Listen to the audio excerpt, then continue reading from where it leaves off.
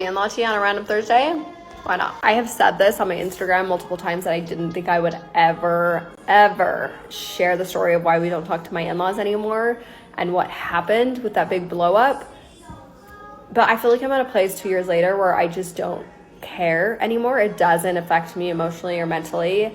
I mean, a little bit, of course, but like, I can talk about it. It's just not a big deal. So here's part one of my nightmare experience with my in-laws. So to give you some context, I got married when I was 18. Okay, yes, I know, child bride. 10 years later, I still love my husband and we're still married. So ended up working out. But I do feel like that's important in the context of things, as I thought when I was marrying into this family, it was totally normal. Looking back now, there were definitely red flags.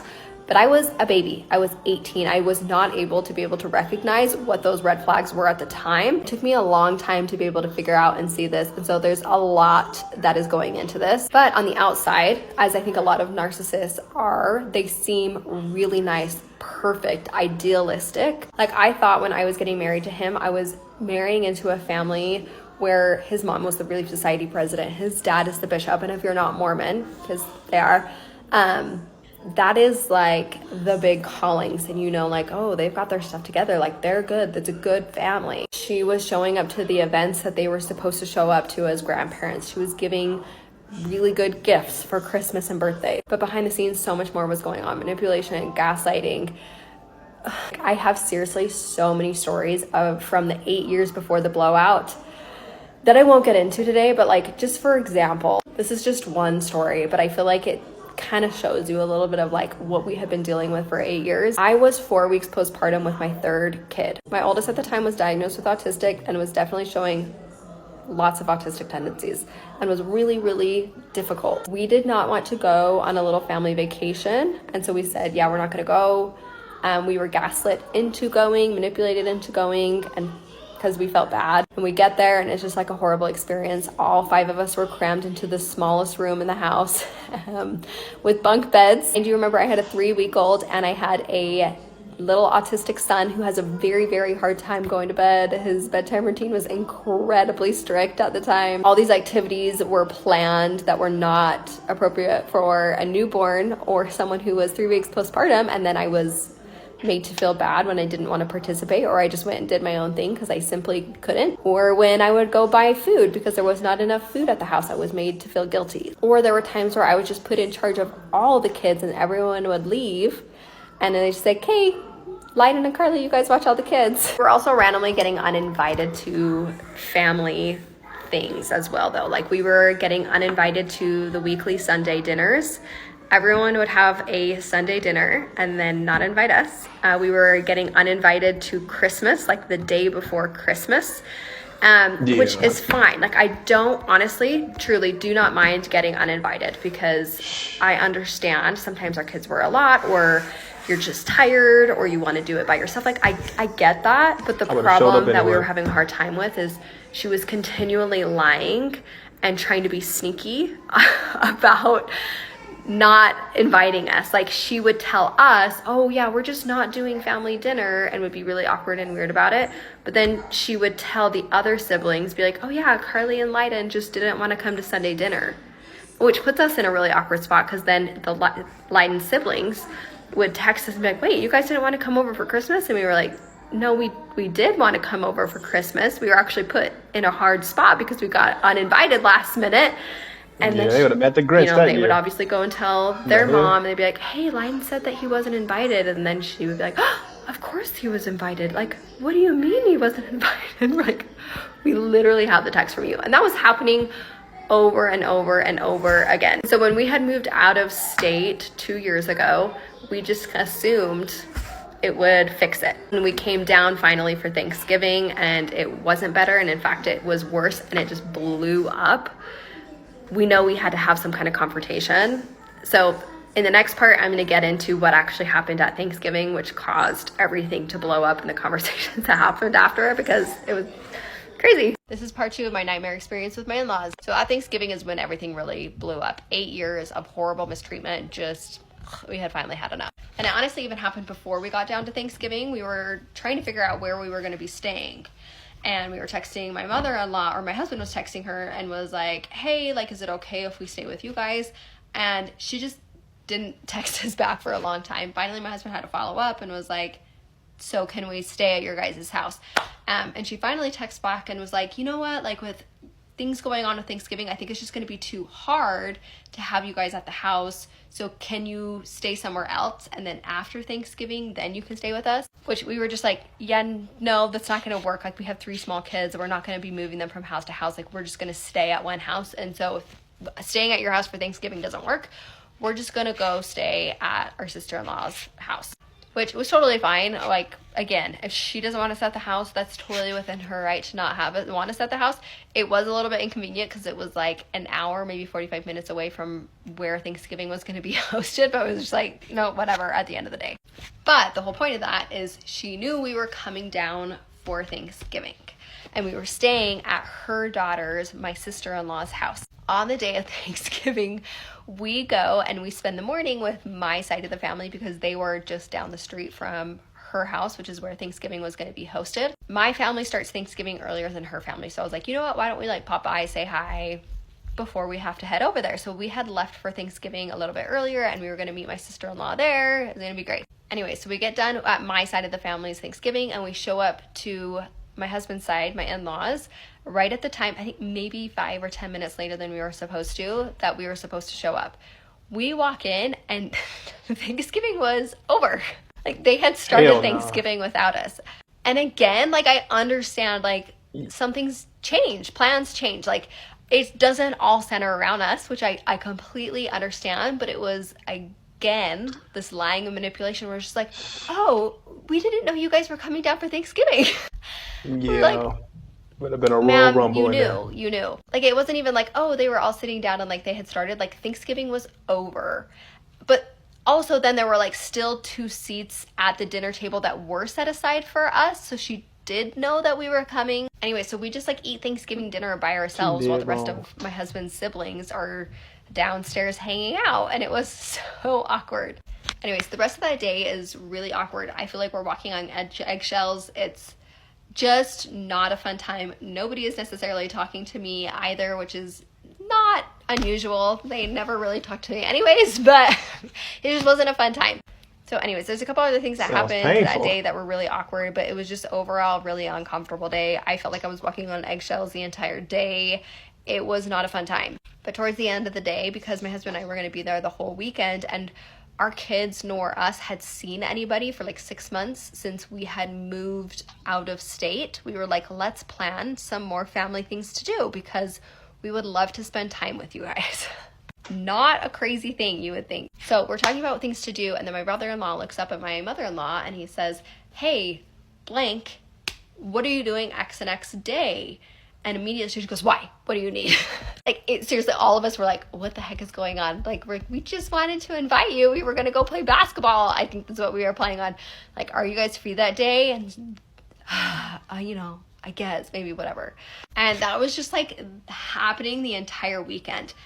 Even when we went to go play basketball, it was so awkward, and we were like, what the fetch is going on? Like, she's not even talking to us. It feels like they're forced to be here. It feels like they're mad at us for some reason. They're only here for an hour and they're like cleaning up after us before we're even leaving.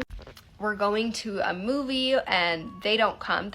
My in-laws don't come. The rest of the siblings come.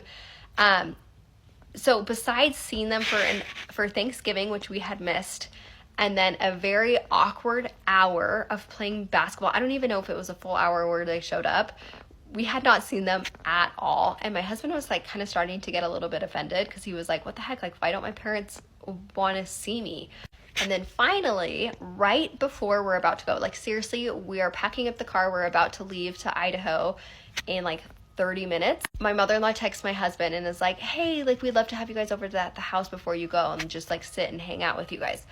My husband was so relieved. He was like, oh my gosh, like, thank goodness. Like, I'm excited to see them. So we're like, okay, cool. Yeah, we're going to be there around this time. I can't remember what the conversation was, but like, is that going to work for you? And we had gotten no text back on this confirmation of plans to see them. And an hour or 2 later, I can't remember how long it was, go by, and we still haven't heard back from them.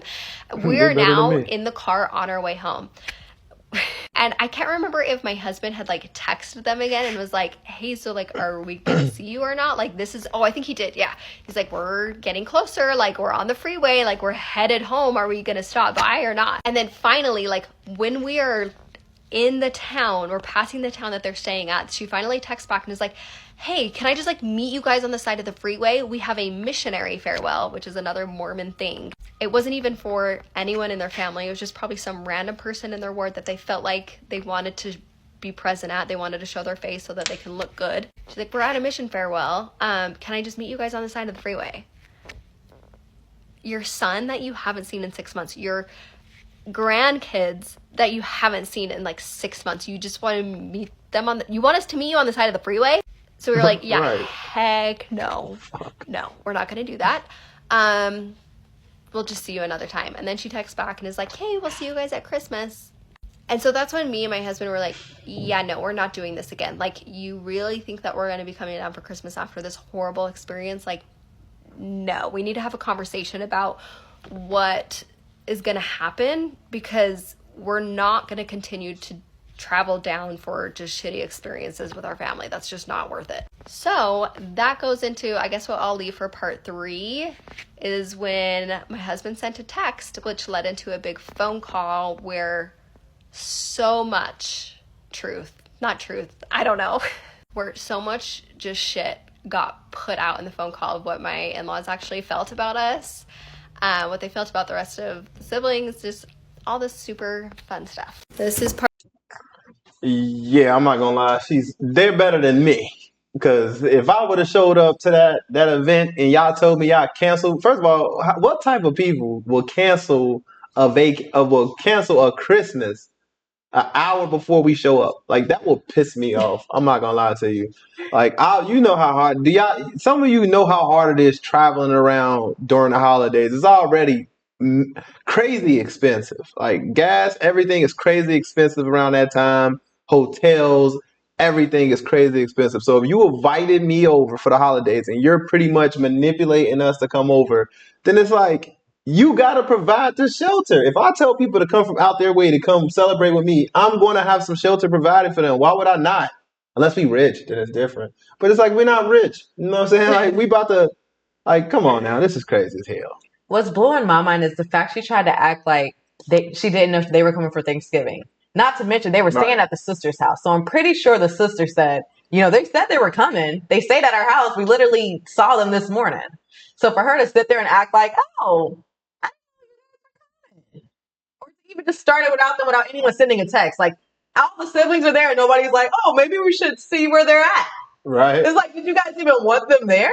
Right. And shout out to the husband, though, because at the end of the day, he's not just allowing it. I hate when it's like this with mothers and the sons just be allowing it to happen. Like, oh, it's my mommy. And it's like, okay, you got a good relationship with your mom. That's all good, fine and dandy. But at the same time, like, what about your wife? So to see him actually standing up for his wife is not something you see often when it comes to that mom and son duo. And that's probably why his mom beefing with him right now. It's because this man always like stepping up for other women. Like, well, his wife. As he should. As he should. I mean, as he should. And let's not mention, she said, oh, let's get together at my house so I can see the kids before you leave. Just to come to find out she's on the freeway at a missionary. So did you ever plan on meeting? No, let me just pull it up and then you say, oh, I'm not at home. She don't care about y'all at all. She said, let's meet up on the freeway. That is crazy. Like, what? On the side of the highway? Okay, that is crazy. Y'all ever met somebody on the side of the highway?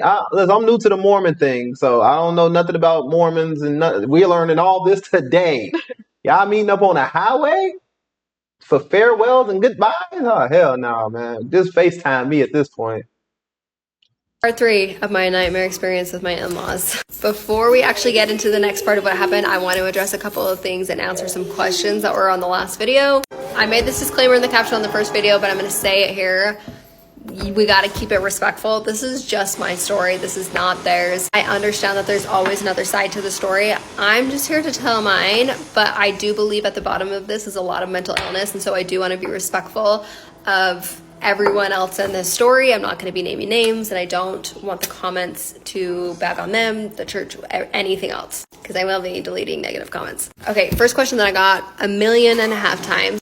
Why didn't we just call them? Why were we waiting on texts? Honestly, you guys, like, it wouldn't have mattered. It's not like we were waiting on them hand and foot. It wasn't that. There was enough text after we had followed up 1 or 2 times that had confirmed, okay, yes, we have the time confirmed. They know where we're staying. There was enough back and forth text that there was no question, or should have been no question, whether or not we were coming. The next question I got a lot of times was, why didn't I just stay at my parents if they were just down the street? That was not my parents' house. That was my aunt and my grandma's house, which I have actually stayed at quite a few times, and I have no problem with. Their house was full. And honestly, even if the house was full and I had said, hey, can I sleep on your floor? They probably would have let me. It wouldn't have been a big deal. The next most just convenient thing was staying at my sister-in-law's house. It was just not a big deal to go and stay at their house. Like I said, it wasn't the fact that we weren't allowed to stay at their house. They're more than allowed to have that opinion. It was the fact that we were again made to feel like a burden for coming down to an event that she was planning, and if we had not come, would have been gaslit and manipulated and felt bad that we were not coming. Next question I got 1 million times was, why didn't any of the siblings or the sister-in-law that I was staying with text us or tell my mother-in-law that we were there? Apparently my mother-in-law or my sister-in-law did tell my mother-in-law that, hey, they're staying at my house and they said that they were coming. I don't know what happened there. Nobody texted us though, letting us know, so I don't know. And a lot of you guys were saying, oh my gosh, I would never go back for Thanksgiving again. Yeah, that's exactly how we were feeling. On the way home, that was the conversation we were having, as I was telling my husband and he was agreeing. There is no way that we are going to be going back down to Utah just to be treated that way. No. And so when she had texted, okay, we'll just see you at Christmas, my husband and I decided he was going to text back and say something along the lines of, yeah, we're excited for Christmas, but before we commit to Christmas, like, we need to have a conversation. And I don't remember if it was like conversation about Thanksgiving, conversation about our relationship, whatever. But the ultimate gist going into this next phone call was that my husband was saying, I care enough about this relationship and I want to try and make this work. I can't keep coming down if this is how the relationship is going to work. So I want to hear you out first and figure out how we can try and make this better. Because of course, before we go and just like say, okay, we're never coming back again, like, I want to have a conversation with them, be like, let's try and at least attempt to fix it. But another piece of lore going into this and why it had taken up until this point to even have this conversation was that we were not actually the first in the family to set any boundaries or have this conversation. A completely different sister-in-law previously, like right when my husband and I had gotten married, had this conversation with my mother-in-law, and it ended horribly, screaming, fighting. Now everybody doesn't talk to them. They're kind of shunned in the family. Like, my in-laws would like ask us, like, please do not talk to this sister-in-law. She was never invited to things, and a lot of the siblings said really hurtful, harmful things about her. And that's like a whole other thing to get into. It's not even really my story to tell. But at the time, again, like, that had happened when my husband and I were just very first married. Like, actually, we were not even married yet. We were dating and engaged when that was happening. Like, I had no idea what was going on. There was also like a 10-year age gap, maybe more, 15, between him and this sister. So he did not have a great relationship with this sister as well. So when all of this was going on, we were just kind of confused on what was happening. And now looking back, I'm like, yeah, I wish I would have like said or done something different. But all of that to say that is, we were not the first one to set boundaries, and we knew if we were going to go into this having this conversation that it could potentially get to that point and be really bad. So I think we were honestly just like waiting and seeing, okay, like, how much can we put up with before we have to have that conversation? Because I don't want to be screaming and fighting. Like, that does not sound pleasant to me at all. I don't want to ruin relationships if I don't have to. So anyways, going back into this phone call, I will get into the other sister-in-law stuff later. I don't know if you have any questions about that, let me know, because we do now talk to them and have a relationship with them. And it's great and fine. We went into this phone call, and it was just my husband and his mom, my mother-in-law, who went into this phone call. And my husband really just went into it like, let me hear you out. Like, this is how I'm feeling. I'm feeling like we don't have a great relationship. I'm feeling like, that wasn't a great time, but like, I want to hear out like what your reasons were. And maybe if there's something better that we could do, or if there's, whatever it is. Like, we really were trying to go into this as open-minded as possible to figure out how we can fix this relationship. And this phone call ended up being about 2 to 3 hours long. So there's no way I'm going to be able to explain everything that happened in this phone call. But when I tell you, this phone call was one of the most traumatic things for my husband to ever go through, I'm not lying or exaggerating. Because I'm not really sure what happened, but something in my mother-in-law snapped on that phone call, and the past 8 years of her grievances and things that she was annoyed with and things that she didn't like about us all came out. And it was like all these things that I kind of already knew. Like, I knew she didn't like me. I knew she probably didn't approve of my parenting. I knew all of this stuff just from the little passive-aggressive things that she was saying. But not only did we find out all of these things were, yes, true, and she had like said all of these things out loud, but the way that she went about it and the way that she said it was just so cruel. I don't even know how to explain it. For example, my husband was just going into this just saying like, hey, like, I really want to fix this relationship. And then my mother-in-law just starts unloading on him about like, oh, well, remember this one time you did this one time you did this. Like, the most crazy things to complain about. Like, the one time you commented on our car, that seemed ungrateful. We commented on her dentist at one point. We commented on the school that my husband went to and said that we didn't want our kid to go to that school. Ungrateful. And then nitpicking the way we even showed up to Thanksgiving because our kids didn't finish our plate. We did like X, Y, and Z, which honestly, she has, again, every right to feel those feelings. That's totally fine. That's not the problem here, is that she has issues with all of that. The problem was that she was not communicating those to us. And instead, she was treating us differently and withholding love from us because we weren't doing what she wanted. Like, if she had ever communicated any of these things to us, like, we would have been more than happy to accommodate her, because even though I don't agree with that, when we're in her house, I totally understand that if you want me to follow my kid into every single room, sure.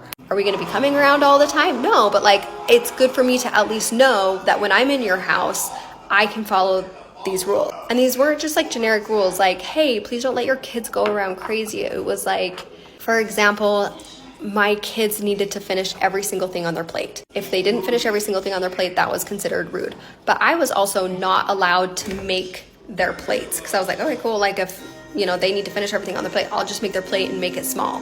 No, she needed to make their plate, and they needed to finish all of that, which I am not a huge fan of. Or one time, like, we had taken our kid into the bathroom to have to let him calm down. We wanted to take him away from the family so that he wasn't having this big meltdown in front of everyone.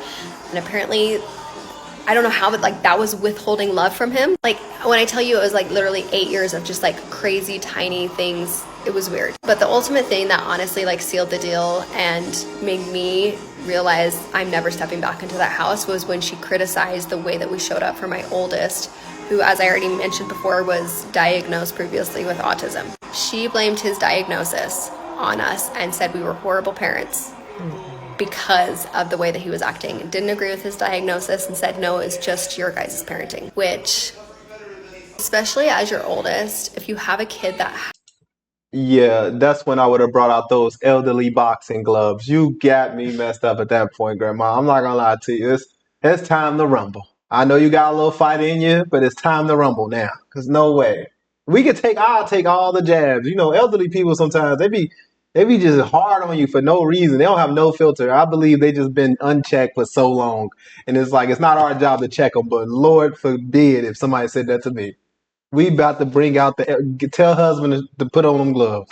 I don't care what he going through. It's time to rumble. It's time to rumble. It's gonna be a little friendly fade. No stump outs, no pack outs. We just we gotta throw gloves at that point, bro. There's no way. That's just unbelievable. When did Grandma become a doctor? Right. Just taking away diagnoses like that. Oh yeah, no, that's not autism. That's just bad parenting. Like, what? You're trying to find any reason just to not like them. Like, okay, now you're That's so far-fetched. She just do not like this woman at all. Like that would have been my boiling point right there. She let this build up for 8 years. She naming things from back in the day. Remember when y'all said this? Like, Grandma, you was holding it in that long? Grandma just need to be checked, man. Grandma need to be checked. Sometimes you gotta. I don't know how to check a grandparent, man. Let me know in the comment section how y'all be checking y'all grandparents when they start talking like this, cause I just leave. Like, Grandma, I see you when I see you at this point. Don't play with me. Cause then they try to hit you with that, oh, I'm gonna die. If I die, then you gonna regret it. And that's I swear, I know I ain't got the only grandparents who be doing that, bro. I know all the siblings like, you're raising mom's blood pressure. Right, now her blood pressure high. But she just said some stuff that technically, if I was her age, it would raise my blood pressure. It probably is raising my blood pressure. I just don't know. I don't feel it like she feel it. But that's crazy. Respect your elders at all times. But elders, come on now. Come on now. That's disrespectful as hell. As special needs, I was constantly, always asking, like, did I do something wrong? Was I the reason who he was messed up? And then to have someone else, especially my mother-in-law, say that. So anyways, there's a lot more things that were said on the phone call that were like truly atrocious, horrible. But it ended with my father-in-law grabbing the phone from my mother-in-law and yelling at my husband and for making his wife, my mother-in-law, cry.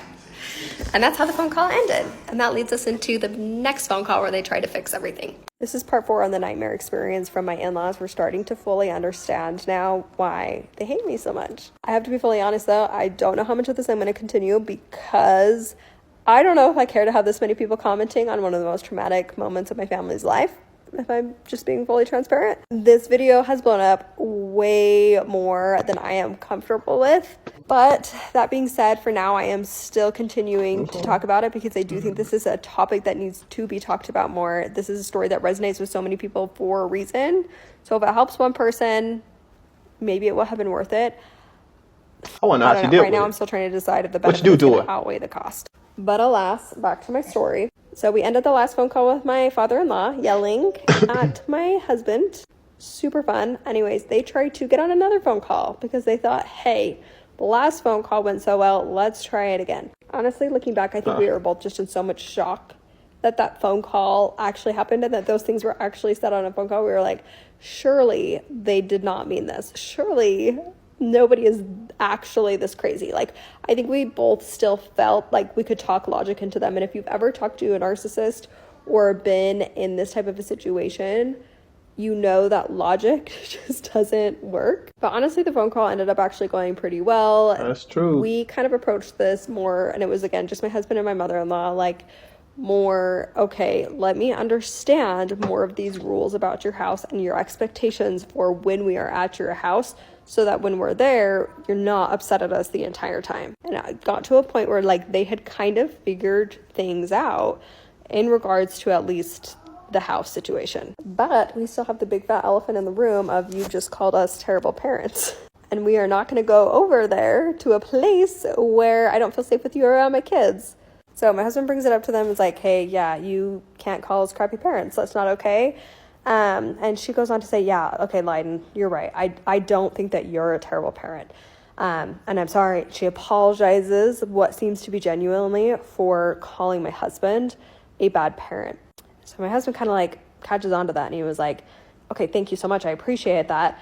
Which, by the way, my husband in this entire situation has just been amazing. Like, even before any of this happened, I would bring up little tiny small things. I'd be like, hey, your family doesn't talk to me when we go over for Sunday dinners. And he was like, really? Are you sure? And I was like, yeah, notice next time we go.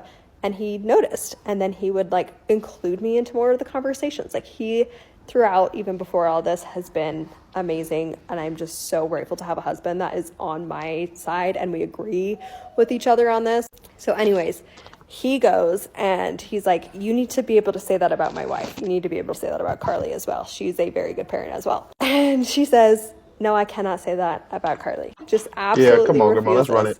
to say that I'm a good parent and that she likes me. And then she starts laying into all the reasons why she doesn't like me. And I think this is really where a lot of this come from. I had a lot of questions. People were like, have you left the church? I want to know, what is it because the of beef? that? Like, why do they not like you? And this is where I believe it all comes from. We are actually still active Mormons, believe it or not.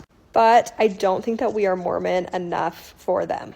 She does not like the clothes that I wear. I do not always or ever really wear my garments, and she does not like that. I have multiple ear piercings. She doesn't like that. She does not like the fact that I'm a working mom. She thinks that that is a sin.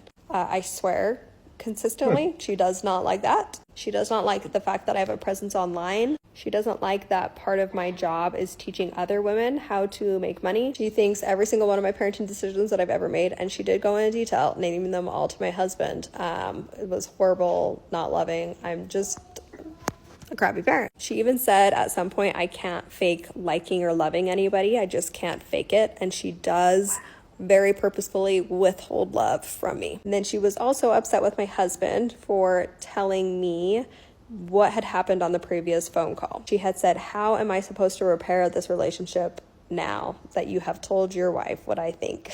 Anyways, Good my job, loving son. husband I goes mean, and defends me, and she kind of gets to a point where she agrees that she can like me. Like, I don't even know. Like, by the end of the phone call, my husband's like, you need to apologize to my wife. If you can apologize to my wife, like, we're good. Which, again, now looking back at this, and I think for anyone going through this, it is not necessary for you to have to explain, hey, this is why I made this decision, or here's what actually was going on behind the scenes that you don't see, in order for someone to give you an apology or understanding or empathy or love. That love and understanding should be there no matter what. We really had in our minds, again, that like if we used logic, if we just explain this to her, surely like any other rational human being, they're going to understand. But you cannot use logic with narcissists. They are living in their own head, and they've created like this actual world I should call his Baba a narcissist. what they believe, like the lengths that they're willing to go to keep themselves and their narrative safe. Logic is like not even, it could slap them in the face and they're still gonna always continue to go back to the narrative that keeps them safe. So don't make the mistake that we did and try to continually show, hey, this is why that logic doesn't make sense, because they're not going to get it. So anyways, a couple days later, she does text me an apology, and the text was really nice, but because of the length and the amount of all the things that she had sent me, I was like, again, hey, I feel like we need to get on a phone call, because I didn't say I don't feel safe, but like, I still feel like we just really need to clarify this, and I just want to make sure we're on the same page. So we get on another phone call, and this phone call was again for her to be able to apologize to me. And the very first thing that she does on this phone call, when we start talking about everything that had happened, was she said, well, Carly, I don't know what Leiden's told you, but I think you need to apologize to me for how you've been treating me for the past couple of years. I would have hung up right there. That was the moment when I was like, okay, I'm so done. I would have. I will never see these people ever again. It's just over at this point. But of course, it turns into another 3-hour phone call where at points during the phone call, my husband was literally crying to his parents on the phone, saying, please, I just want to have a relationship with you. What can I do to have a relationship with you? And the very next thing that my freaking father-in-law says after my husband is crying and begging on the phone, I have seen this man cry maybe 3 or 4 times in his entire life. He starts going into something in the past that we did 5 years ago about the house, and if, well, when your kids are like eating their food, that's why.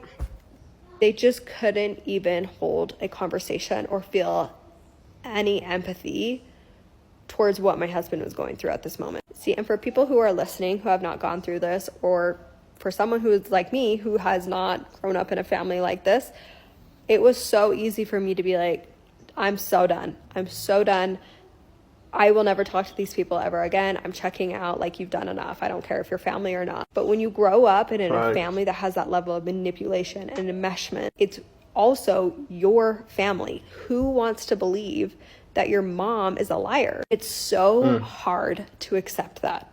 It's almost like, I want to say, impossible. Like, you just don't even want to accept or believe that it's come to the point where you can't have a relationship with your parents. Like, that's how crazy your parents are, is you can't talk to them ever again after this phone call. My husband also grew up really believing and feeling like his parents' feelings, specifically his mom's, was his own responsibility. They use guilt so much in their parenting. About mom's feeling sad. Mom doesn't like Aunt so-and-so, so you shouldn't be talking to them either. Why did you go and talk to her? That makes mom feel sad. Now, therefore, you should feel sad, and you need to go make that up.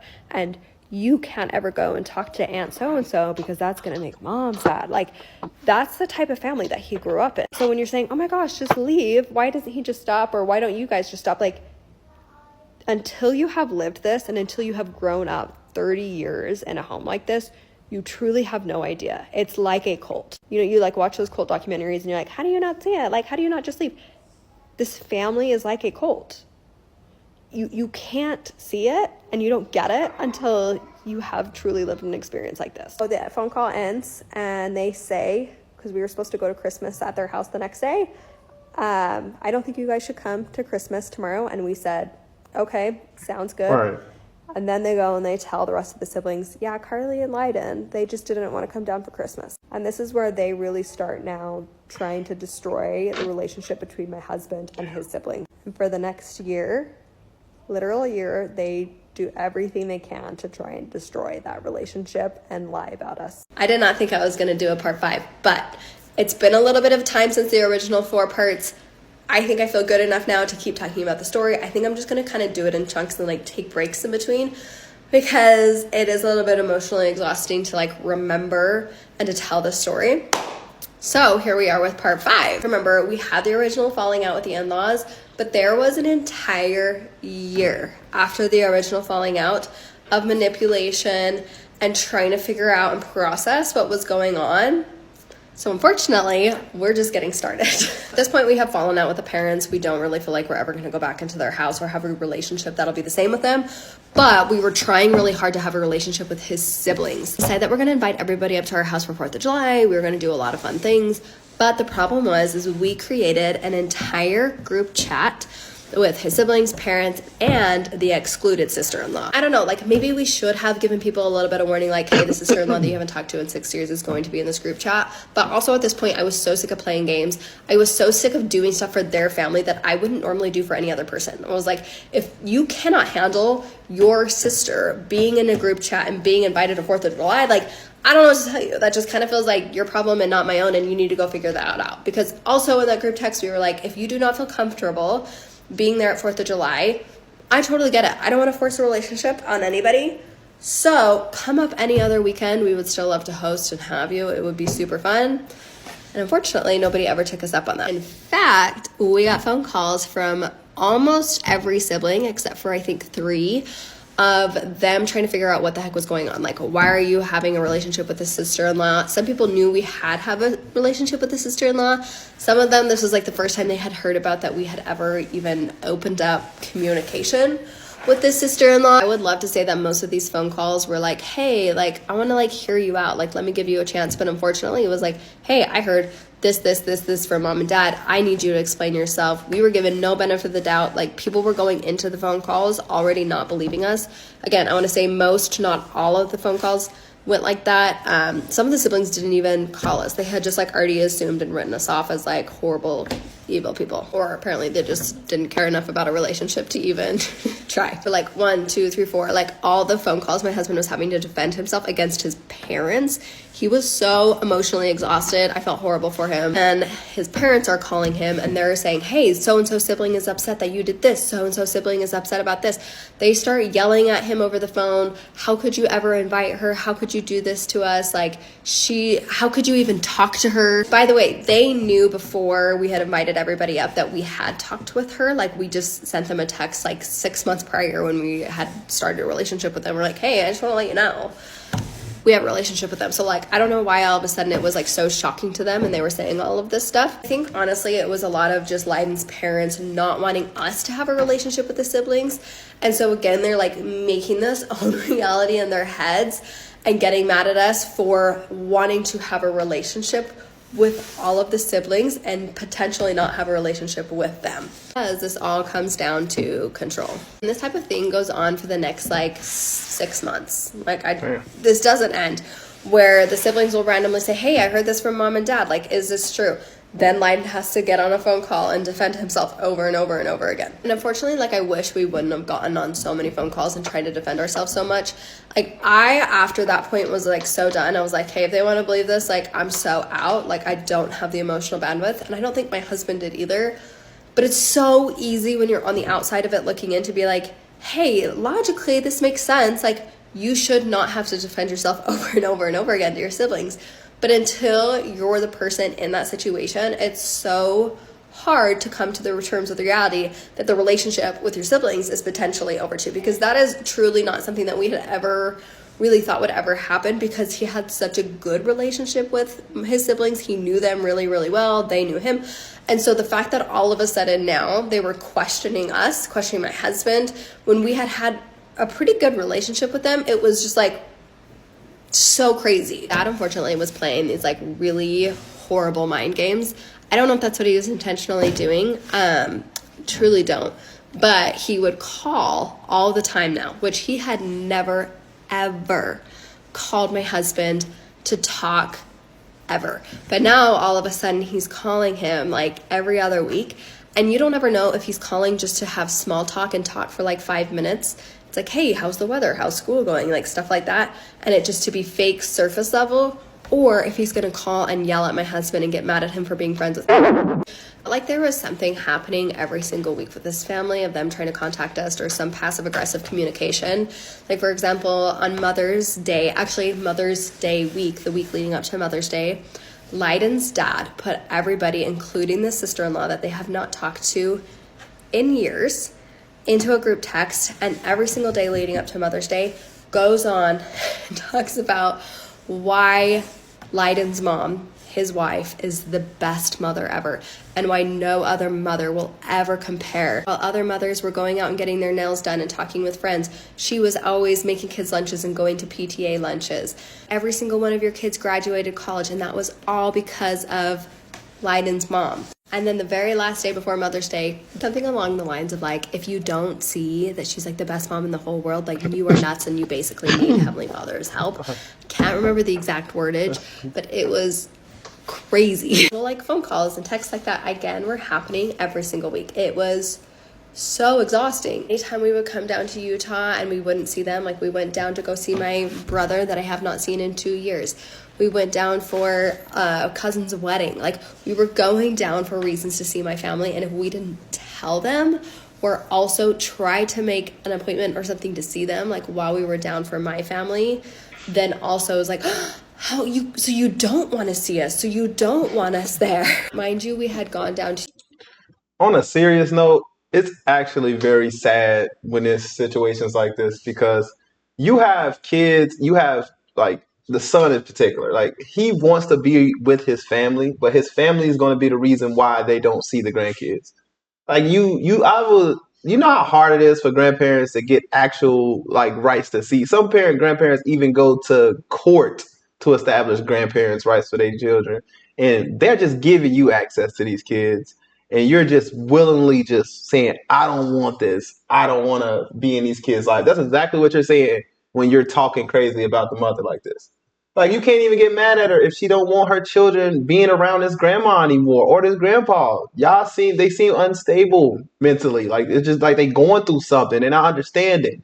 Like, you're not going to talk bad on a mother and then think the mother is going to send her child over there, especially the one, that has the mental disabilities. It's like, why would I send my child over there if you feel like, oh, this is just your parents' fault? You're going to sit there and be bashing my child. You're going to make my child belittle my child. You're going to be confused. You're already confused probably, and you're going to make it worse. So I wouldn't blame her if those kids never saw these people again at this point. Hopefully hopefully they can make it work, but if not, I mean, I don't blame her if she just, ran away with these kids and kept them away. It's obvious that the grandmother just doesn't care. It sounds like he has a lot of siblings, so she's probably like, okay, what's a couple grandkids I can't see? Mind you, they already live out of town. Right. So I think once they moved out of town, she was like, that relationship is severed. Right. Who goes to Utah? Like, I'm not about trying to go to no damn Utah anyway. So, if I'm coming out here as a family, it's not like just to be vacation. We could have went somewhere else for Thanksgiving. I mean, don't get me wrong, she got other family in Utah, but come on now. I would have went to that family house before I would have came here again. It blows my mind how they're letting their relationship get like severed just because they don't have a relationship with the mother. Right. Like she said, some of the family members already knew that they were in communication with the sister that they're not supposed to be talking to. But now that mom and dad know, they're like, oh, I didn't know. You knew the whole time. You just don't want to be cut out like the brother's going, the stuff he's going through right now and the sister's going through. Because if mom and dad find out you knew this whole time and you were still in communication with the people you're not supposed to, oh yeah, you're next. They're knocking off people down like dominoes. Man. What y'all thinking so far, Messy family? If you still sticking around in this story time, y'all got in-laws like this? How are you handling these type of situations? I'm pretty sure everybody got some wild holiday in-law stories to tell in the comment section. This is one of those ones that would just like set me all the way off if I was the one living through it. But let's keep watching. Utah prior to this big blow up happening, and nobody ever really cared. Like, I don't think that they truly cared. I think it was the fact that we brought this up, like, hey, we're feeling left out. And then when we do go down to Utah again for something that had been previously planned for my family, it was kind of a big event, like a wedding and not seeing my brother in 2 years. Then all of a sudden it was like, oh, so you really don't care. So you really did try to miss Christmas. So you don't love mom and dad. Like, all of this stuff was just like validating for a lot of the siblings and Leiden's parents that we just truly don't care, even though we had invited them up to our house multiple times at any point in the summer. There was one time in Utah that my husband and I were like, okay, we will try and fix this and we will go and we'll see you in Utah. It was a complete shit show. It was horrible. I tried to get the whole story out in the rest of the minute, but there's like too much going in on that, so I'm gonna have to save that for the next part. So go to the next part to see what happens when we're trying to finally see them in person for the first time since all of this blew up. My in-laws love to say that they want a relationship with us, and I think they love the look of a relationship, but they do not want an actual relationship with us. As when we were still trying to figure out whether or not we wanted a relationship with them, and if we did, like, how much was that relationship gonna work? Like, maybe we could just see them once a year. You have to remember that when you cut off a parent, that's like that parent dying. And so I think before you go on and you say, like, I'm gonna cut this parent off, you really do try and exhaust every other option where you're like, okay, well, maybe I could go down to Utah and just like see them at a park instead of their house. And maybe I don't bring my kids and it's just us. Like, what can I do to try and keep this relationship as intact as I can while still keeping my boundaries and my family safe? Well, I was done. I knew that I did not want a relationship with Leiden's parents. I was like, you know what? You can go and have a relationship with them and we can try and fix it for your sake. I knew I was done. Like, okay, like, we'll try and like meet you halfway and meet you where you're at. You say when we go down to Utah that you want us to come and see you, cool, we'll try it out. We go down to Utah for something, and anyways, we tried multiple times to try and see them. I didn't want to step into their house because they had all these like weird, crazy rules that didn't make sense and just felt really unsafe. It felt like if we went into their house, we could get trapped into like, oh, you didn't take off your shoes, you're disrespecting the house, or your kid ran off for 2 seconds, you're disrespecting that. You know what I mean? And I also did not want them to see my kids. I didn't feel like at the point they deserved a relationship with my kids. I didn't feel safe with them around my kids with the things that they had said to me. If you're gonna call their mom a horrible, mean names, like, why would I feel safe having my kids around you? Trying to set up things where it was all those boundaries could be enforced. And every single time, like, we tried probably 6 or 7 times, like, let's go get ice cream, let's go to this museum, let's go do this, how about this? It got canceled every single time. Finally, by Sunday, this is the last day that we were going to be there, we were about to leave, I was like, you know what, F it. Like, they truly do not want to come and see us. Like, I really think that they're just trying to say that they want to see us just so they can show the other siblings, like, look, we tried and Carly and Leiden still didn't want to see us. Like, I think that they were really trying to make it as difficult as possible so that we would say no, and so then that we were the bad guys and not them. Because we were about to leave. We were like an hour away from leaving. Our plan was to go meet at a park, a neutral location. And they text my husband saying, hey, it's a little too cold, so I don't think that we're going to be able to go to the park, which to me was wild. It was a little chilly, slightly chilly, but not crazy. And also, this is a whole nother side story that I actually forgot about until I was like reliving this and like trying to remember the story in my head. I remembered that there was like 2 Mother's Days in a row where we went to a park because my mother-in-law did not want us at her house making the house messy. It was so cold and rainy. The wind was going sideways. The rain was going sideways.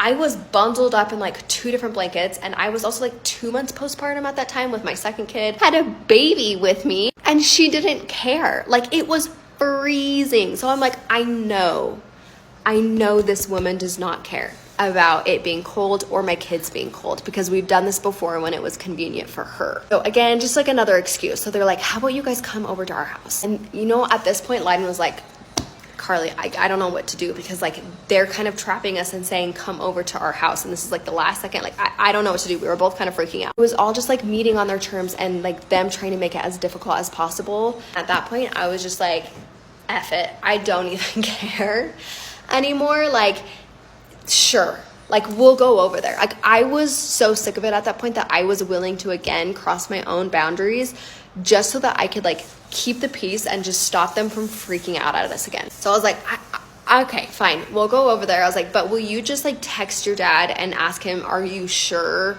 if it's okay if we go over there? Because like we had in the very first phone call, there were so many issues about us at their house that they seemed to have problems with. Like, we weren't parenting our kids right. We weren't feeding them right. We were like, they just had so many issues that I was like, how are they wanting us over at their house again? Like, I just want to make sure. It was like literally the kindest text in the world. It was just like, hey, I just want to make sure that like that's something you feel comfortable with. Like, we want to make sure we were respecting your boundaries and like that, you know, we're in a place where we can all be comfortable and happy. So like, is that okay? And I bet you can guess what happened after that. If you've been listening to this whole story, I bet you know. So just guess. Within like 2 seconds of that text, my father-in-law is calling to yell at my husband.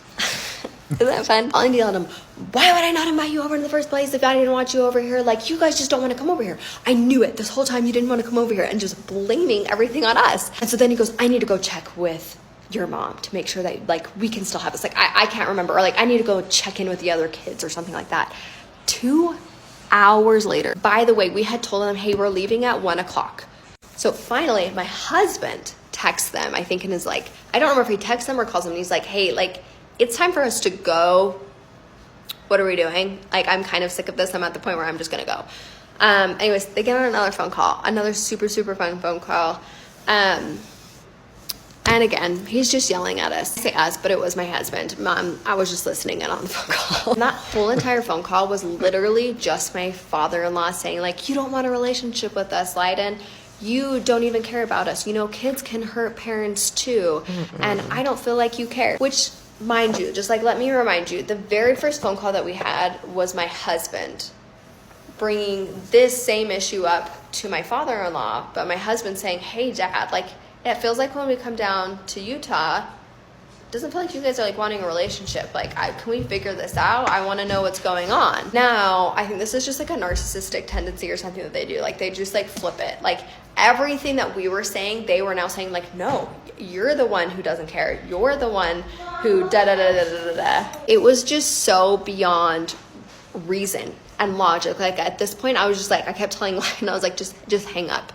Just hang up. This is like not even a real conversation. And my husband kept trying to like talk through logic with him, and it was just like going right over his head. The first phone call was pretty bad at like talking through any sort of logic with them, but this phone call was just like a whole nother level of delusion. Like, it was to the point where I was like, oh, they're like crazy. Like, and I don't mean that like in a bad derogatory form. I was like, these people like actually have mental health problems. Like, they cannot see the logic, and they're willing to bend so far to get away from it. It's actually scary. So we never ended up actually seeing them that weekend. After that phone call, I was like, yeah, we're done. We're so done. But we, unfortunately, the siblings would not let it go. One of Lyden's brothers was getting married in a couple months. And so they really were trying to fix it. And I do believe that they were had good intentions with trying to fix the relationship. But I do think that they were just trying to fix the relationship by getting us to just like shut up and like hide our problems under the rug. Honestly, I agree there should not be a part 7 to the story, but unfortunately there is. After about 6 months of that horrible manipulative treatment from my in-laws are done at this point.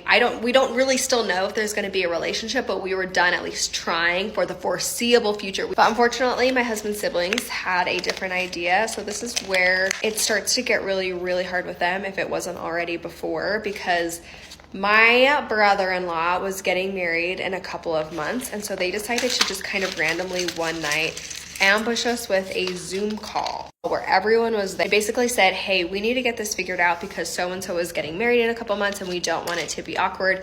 We don't want it to turn out how it had turned out with that sister-in-law that we don't talk to anymore, so let's get on a Zoom call and figure this out. Again, this was really annoying because we had already had this phone call with several of them multiple times, and the other people we hadn't had a phone call with hadn't ever reached out to us. The siblings that had orchestrated this entire Zoom call, I really do believe had good intentions. Like, they wanted to get it figured out, and I think they cared about the relationship to an extent. They could see it turning into a lot of the siblings hating us and not wanting to talk to us. Phone call, as you can imagine, was really weird. Because the siblings were actually split. And I think you're going to see this in a lot of family dynamics that are like this, is a lot of the siblings will see what's going on, see the abuse, see the manipulation, and they're like, that's just mom and dad. What do you want us to do? They're old. Like, I can't change them. And they also had a mentality that we owe my parents everything. We owe them our loyalty. We owe them to just kind of like shut up and be okay with it because they're our mom and dad. They did, I don't know what for them. And then there was the other half of the siblings that had never reached out to us, and nor did they really want to be there. And honestly, they just like were really defensive the entire time. They didn't believe us. Like, I really think that they went into it looking for a fight. They didn't have great intentions, unfortunately. And those siblings are incredibly loyal to Leiden's parents. So that was really interesting. But honestly, during the entire phone call when we were trying to explain what happened, it was just so full of gaslighting, so full of like things that Leiden's parents had said to them that they were just repeating back to us. They had said multiple times that we were just being dramatic, we were just being dumb, or they were confused why we even had a problem in the first place. And they're like, why did you even bring it up? Like, that's your fault for even bringing up these problems. Now, we were getting to the end of the Zoom call, and it kind of was like getting to an okay point. Some of the siblings got off and they were like, okay, yeah, like, we're excited to see you at the wedding. It's going to be great. Whatever. Like, I don't know if they entirely believed us, but like, they didn't think that we were like evil at that time, I think. But like, obviously we're still concerned with how this phone call is going because we're just being gaslit, and it's just not a healthy phone call, even though it kind of ends okay with most of them. Zoom call's not over yet. We're about to end. Most of the siblings have hopped off. There's still a few siblings on the phone call though. And they say, okay, yeah, like, I think we're good to go for the wedding. Like, we'll see you soon. And one of the siblings like, well, you know, I think we have most of it figured out. Like, there's some things that we still need to figure out. And that's when Leiden was like, well, what still needs to be figured out? Like, what are you talking about? And one of the other siblings was like, well, we need to talk about Carly's post. We'll talk about that later. Like, we don't need to talk about that now. And during this whole phone call, they were talking about me, and I was right next to Leiden, but every time like I said anything, they would just like address Leiden. None of the siblings would ever talk to me. They didn't want to address me. They just like ignored that I was even there and were trying to talk to Leiden, which I think is very just how this family is. So let me kind of explain what would happen and what they were talking about. So I obviously have this account, this business, and before I even started sharing personal stuff on here, it was mainly like my marketing agency and my coaching paid. I've been doing this for 10 years. This is my job. This is what pays our mortgage. So I've been sharing my life online for 10 years. After that horrible Utah trip where his parents just gaslit and manipulated us, I just basically got on my page and I was like, hey, I'm having a really hard time showing up online because of stuff that's going on with my in-laws. It's basically, this is what I said, it's basically like a who the F did I marry type of a situation that we're going through right now, and just realizing, but it's with my in-laws. Yeah, and I just want to be honest with you guys, I'm having a really hard time coming here and selling. Like, it's the last thing I want to do when I'm emotionally exhausted. I didn't say names, I didn't say anything that had happened, and this really was targeted towards my in-law parents, like Leiden's parents, and not the siblings at this time. But as soon as I posted that, and none of them follow my business account, which is another really cool indicator for obviously how much they like me. None of them followed that account, but I had noticed all of a sudden on the story, they like their names started popping up and they were viewing it. I was like, cool. Immediately, I think if you're in a family like this, you just know what's going on. That story is being passed around a separate group chat. You know that they're saying mean things about you. You just like know what's going on because they've done it before to other people. Anyways, back to the phone call. When someone says, hey, we need to talk about that, I was like, great, please let me talk about it. Because I had even texted my sister-in-law, the one that we had stayed with, and I was like, hey, like, did you send this to everybody? Like, do you have a problem with this story? Like, I'm noticing everyone's viewing it. If you have a problem with it, please let me know. Like, I care enough about our relationship where I would love to fix it. Let's read this real fast. Y'all always ask us to read the text. Let's just read the text. So this must be her. She said, hey, just wanted to ask, did you send my Instagram story to the rest of your family? I feel like we're close enough to chat about this stuff directly, and I really appreciate open communication. And then the girl responds back. She said, I did not. I was told about it, so I went and watched it. And then I don't know who sent the thumbs up. And then she said, are we good? And it seems like she didn't get a response. What's going on? She's not trying to be casted out next. Man, what? And I think we have a good enough relationship where we can talk openly about it. So please let me know. No response. So I was just frustrated because I was like, hey, you guys are so frustrated about me posting on my story after months of abuse, honestly years of abuse, but months of abuse and no one even acknowledging it. I finally go to my story and I say, like, I'm dying, basically. Like, this is so hard. I'm at my breaking point. It's affecting my business. And then for my in-laws to come on and say, like, yeah, you shouldn't have talked about that. Like, it was just so upsetting. But at the same time, they were also upset. None of them would text me about it. No one would even confront me about it, which I was like happy to have that conversation with someone. Like, I would love to talk about why I posted that, or if you have a problem with it, please let me know. Like, I was just frustrated. They were talking to my husband instead of me about it. So I pop in and I'm like, no, let's talk about it now. Like, enough is enough. We need to have this conversation if it bugs you so much. One of the siblings goes off about how they were upset that I had talked about this to my mom. They were upset that I had talked about this with my aunt. They were upset that I shared that online, obviously. One of the things that they had said was, this isn't just your little book club where you get to go and spread gossip. So talking about the horrible trauma that we had gone through for the past 6 months, just as me spreading gossip around. And that is where something really snapped, because I don't know, like, something in that moment really snapped at me. It just kind of unleashed on one of my brother-in-laws, who was just getting upset with me, and the way he was saying anything was so derogatory and so manipulative. I just told him to shut the fuck up. Shut the fuck up and stop. And immediately he goes, oh, good for you, girl. Oh, you think it's so cool to swear now? Remember, they're all Mormon. Swearing is like the cardinal sin that is horrible and you could never do. Although treating family members, we won't even get into that. He immediately gets off. I truly don't think that there's anything as belittling in this world as there is as opening up to someone who you thought cared about you and who should care about you, about abuse and trauma that you went through, and having them say, oh yeah, I see it. I don't really think it was that big of a deal. And in fact, you're a horrible person for talking to anybody about this, and you're the problem.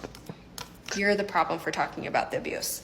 Not the abuser, but you're the problem for talking about the abuse. That Zoom call then the next day triggered a big group text with the entire family that gave me my first panic attack. So I'll see you in the next part. This next part of the story is definitely the most triggering for me. I was trying to figure out why this part felt so triggering to me, and then I was like, oh duh, it's because this is where my body finally shuts down and I get my first...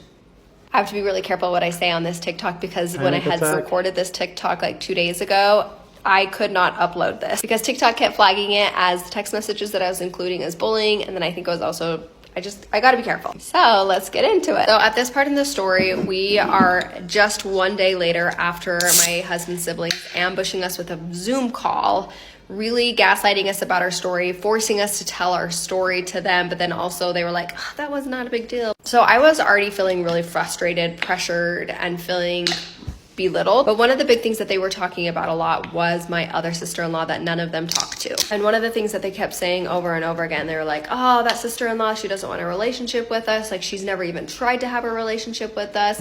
And it didn't make sense to me, because at this point, we now had a relationship with this sister-in-law.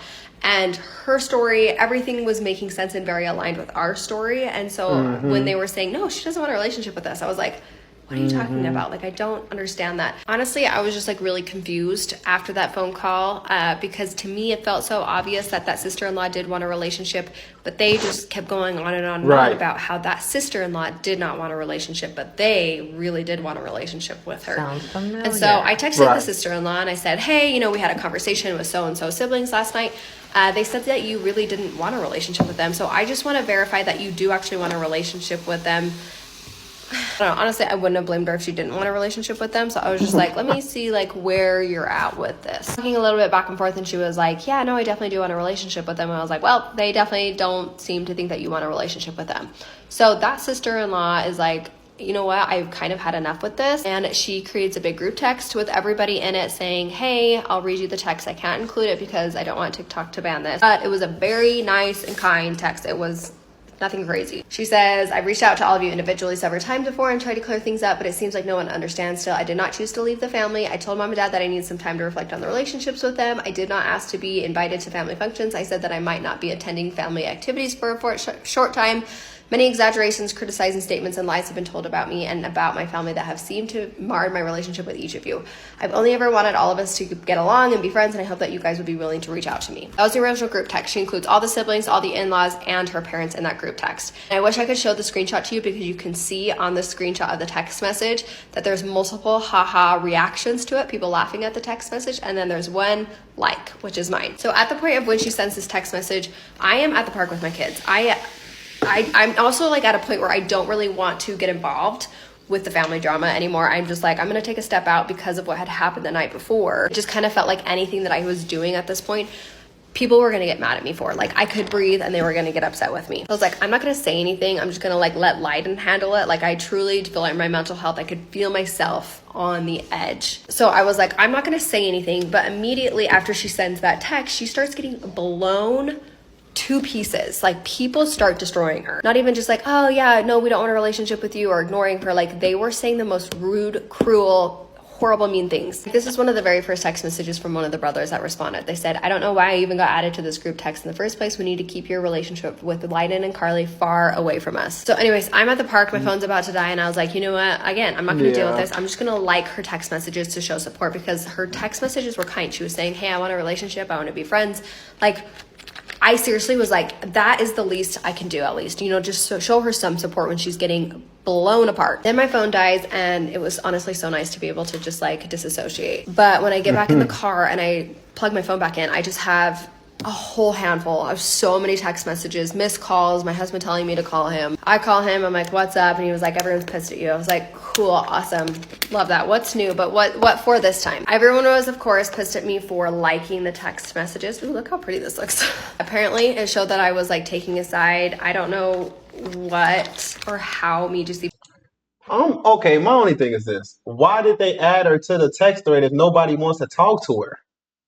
Like, this don't make any sense. Don't play with me like this. Don't play with me like this. Listen, women, I understand they're more emotional about things, but if I was in this situation, if I was like the brother-in-law or something like that, and I was getting treated like that, bro, I would. You know how you can just leave the thread? I would have left the thread. Everybody would have got notified that I left the damn thread. Like, what are we protecting here? I'm not protecting nobody's feelings who's not who's not looking out for my feelings or caring about how I feel about a situation. That is so crazy. Like, this family so far just seems like don't like people that are not Mormon or like full Mormon people or some shit. Like, it's just weird to me. The wildest part about it is that all the siblings were like, no, you know, we do like her. We would love to see her. And then as soon as she put them in the group chat with the mom and dad, now it's like, no, we hate you. We would never want to talk to you. But I feel like it's because mom and dad was in the group chat. Right. If nobody agrees with mom and dad, then you're going to be on their bad side. I bet you that once they added her to that group, I promise you, they started a second group just to talk about the fact that she was added to that group. I'm telling you, it gets toxic in these families, man. Y'all don't act like you've never been in a part of a text thread that you ain't want to be a part of. I've been added to plenty. It makes me not even want to get my damn number out to my family. Because why am I in this text thread and you got like 30 numbers I don't even know? Like, who is all these people? Now I'm not responding. She better than me. I would have left the thread, but then that's just drawing too much attention. I would have I don't know, but I would have put the thread on mute and deleted it or something. I don't know. Send it to the spam folder or something. No way you about to embarrass me like this in front of everybody. You know they waiting to talk about her. They just can't talk about her in that thread. That is crazy. They need to grow up for real. And liking that text message had anything to do with me picking sides, when it was literally just like, hey, I want to be friends, and everyone's being so cruel and mean to her. But apparently Leiden was getting tons and tons of calls and text messages about me, you know, control your wife type of stuff. And immediately at that point, I just like stop breathing. Like, I feel like I'm gonna throw up. I can't catch my breath. I start having a full-blown, like, in the parking lot of the park. My kids are in the back trying to figure out what's going on, and I just am having a breakdown. And I think it was just a combination of the phone call the day before, and then feeling like, oh my gosh, I've been trying my best to reconnect with these relationships and fix them and do what I can to repair them. And then I finally say, you know what, I need to take a step back. And all I do is like a text message, and I still just get blown to pieces. At that point, I was like, there is truly nothing that I can do in this situation to even remotely be okay. Yeah, while I'm having a panic attack, I also realize, and I don't even really want to go through the group text, but like I realized that I had been removed from the group text. All of the in-laws have been removed from the group text, so I can't see the rest of the group text, but obviously my husband Leiden can. So I get home and we start talking, and he's obviously panicked and freaking out because all of his siblings are getting frustrated with him. But it was still obvious that the sister-in-law was still getting ripped apart in the group text. And just remind you, his parents are also in this group text. They're seeing everything that's being said. The sister just getting totally ripped to shreds, and they're not saying a single thing about it. Let me just read you some of the group text messages. The sister-in-law says, it's been nice of you to all gang up on me. And you can see in the group text that it has a bunch of laughing emojis. People are reacting and laughing to her, saying you're ganging up on me. And then one of the other siblings says, you asked for it with your massive text that you sent this morning. Just one-liner, you are not kind, blank. Another sibling said, you love this drama, don't you? You're going to say no because you can't say I'm correct. This is ridiculous, and no wonder many of us don't want a relationship with you. The fact that mom and dad still love you and want a relationship with you baffles me, and honestly, that should speak volumes on who they are as parents.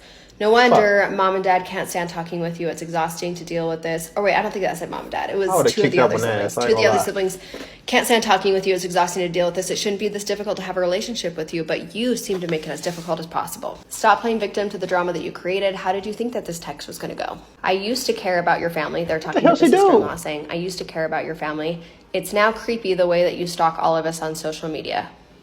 Which, if you guys have seen the burner accounts and all the comments that they have left, and then another one right under that, yeah, you're pretty creepy, blank. After a while, me and my husband were just like, you know what? We are so done at this point. Like, I'm having a panic attack. Obviously, my husband is not doing well either. We later found out he was having some pain, and he was going to physical therapy for it, and they couldn't figure out why this pain wasn't going away, and they figured out that pain was from stress from all of this. Like, we were both having such adverse physical reactions to this stress, we just couldn't handle it anymore. So I said, Leiden, you just need to leave this group text, and he finally says this, wow, this was disgusting. I'm not taking anybody's sides, but no one should be treated like this. This is embarrassing, and I can't be a part of this conversation. I am sorry. And then he leaves the group text. And then right after that, I get an individual text from a different sister-in-law. Not the sister-in-law that I had stayed with, not the sister-in-law that no one was talking about, another sister-in-law. And I know I'm going to get a lot of questions on this. Leiden has 7 siblings. He's one of 8. Oh my gosh. Okay, so it says, Carly, it's come to my attention that you've disrespected my family. Yes, it's completely in your right to be rude and do whatever you want and feel certain ways. But then it's completely in my right and my family's right to be rude and feel certain ways about things as well. But that idea is disgusting to me. Honestly, I completely feel the same way as how my family feels about this. It's extremely unkind to go around telling the world my family's problems. If you don't like my family, then that's your challenge in life.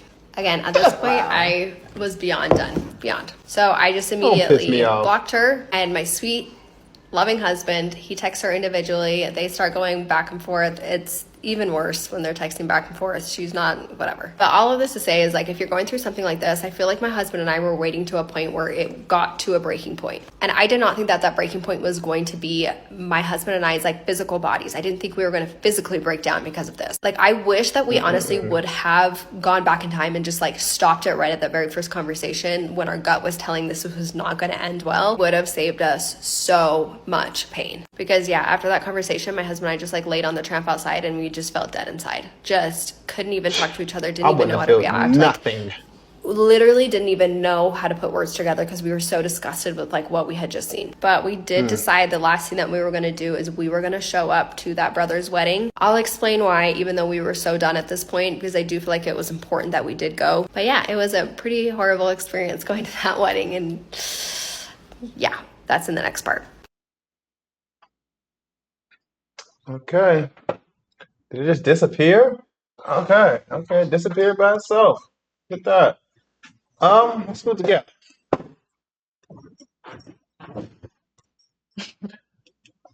I'm not gonna lie, that's the last part that she dropped. Now, she did say she was gonna talk about the wedding, but she never got on to talk about the wedding. I don't blame her. If you have a toxic family like this, you wouldn't blame her either. Like, what do you do in these situations other than just walk away? But then you the bad guy. Now you the black sheep. You know, you the mean one in the family. You the one there. Man, I'm telling you now. Everybody has a family member that they talk crazy about. That's the black sheep of the family. They don't come around. X, Y, and Z, whatever the case may be. And I promise you, if you ever reached out to that person, if you the in-law, whatever the case may be, watch how you learn that that person is the most successful, probably got their head on straight, everything. They just don't come around. I'm the black sheep, so I know what it's like. You know, I know what it's like to be outcasted and talked about. But you know the difference between me and most people? I don't hear what the hell they say. I don't follow them. I don't check up. I don't go to funerals. I don't go to birthdays. I don't go to nothing. I see y'all in another life because I didn't choose this family. If you ask me, I didn't choose them. Yeah, they ain't choose me. So I just live like that. But yeah, Now, I think they already casted out 2 of the 8. At this point, I think they're just like, oh, what's one less plate at Thanksgiving? But the fact that we would have been fighting, boy. We would have been in there fighting. I ain't gonna lie. Me and my family, we fighters, man. We fight. We fight. You say some stuff like that, we fight. We ain't no more talking, man. That's crazy. You ain't gonna call me out my name and then say we don't like you. Why am I in this group chat? Don't piss me off. the way they just slowly added, like, start unadding everybody. Man, Everybody just getting knocked off the list. that's why I don't sign up for it. This is why I don't be in the group chats. I be exiting. Don't put me in no group chat I didn't sign up for. This is crazy. But what are y'all thoughts? What do you think? You got anything else you want to say? I just can't believe the parents are co-signing this. Like, they're just watching their kids go back and forth. I bet they're just eating their popcorn like, oh, they're just kids. They got the power to stop it all, and they just sitting there being entertained by it. But then guess what? They're going to pretend like they didn't know or they didn't see the problem. But they the problem, man. They grown. I don't look at older people like how most people look at older people. I'm talking about elders. I look at them like they got the most wisdom in the room at times. Like, you should know what's going on. If I came up with this idea, if I know this ain't right, I just know you know. We got to stop pacifying our elders, man. We know. Y'all know what y'all doing. Y'all trying to use that elder card on us. You know these kids in here are toxic. And why don't you try to shut this down? And why are you not mature enough to just be like, you know what? We ain't got much time to live. Not trying to be funny, not trying to be malicious, but that's the truth. When we get to a certain age, when you have outlived the amount of number of years on earth that you have left, then it's like, it's time to, when do you grow up? When do we finally come to the conclusion of family matters? Like, let me know. I'm trying to learn from the elders. The elders just be like, forget us. Like, I can't, it's hard. I think I'm gonna be this way forever, the way the elders be acting. It made me feel like I'm at peace, man. I might be bored at times missing family, but at the same time, I'm at peace, man. It's peaceful. It's boring. Peace is boring. If you're bored in your life, you're at peace, my friend. But that's all we got for today, Messy Family. If you guys are interested in story times like this, let us know in the comment section. Also, we will have the creator linked in the description box below so you guys can follow her for more updates. Shout out to the creator. This was an amazing story time. Thank you for having the courage to speak out against your toxic family. I hope that one day you guys can actually make amends and get along. I mean, hopefully, you know, they get something in their heart, soften their heart. May God soften their heart. Because this is ridiculous. Let's just get along, okay? I know I'm probably the last person who's saying this, but let's just get along. Especially for the holidays. It's the holidays, man. But at the end of the day, shout out to her. And if you guys want to follow her, she will be linked in the description box below. Messy Family, we appreciate you guys' love and support, and we will see you all in the next story time. Peace.